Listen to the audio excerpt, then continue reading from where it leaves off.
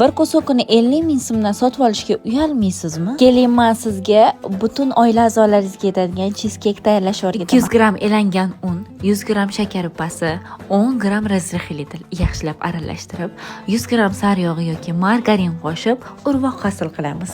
Tuxum sarig'i va 2 osh qoshiq smetana qo'shib, yumshoq mayin qo'lga yopishmaydigan xamir ta'mini boyitish maqsadida Nuto Eco'ning fistashka unlaridan foydalandim. 1 osh qoshiq qo'shib, mana shunday xamir qordim. Xamirni tindirib o'tirmaymiz, tegi yopiq qolipga joylashtiramiz. Asos uchun 2 ta tuxum va qolgan bitta tuxum oqini qo'shamiz. 200 gram shakar, 150 gram smetana, 1 osh qoshiq to'la kukuriz kraxmali hamda 650 gram tvorog va vanilin qo'shamiz. Hamda ustidan fistashka pastasidan 1 osh qoshiq xamirimiz ustiga joylashtiramiz va xohishga ko'ra malinadan foydalanamiz.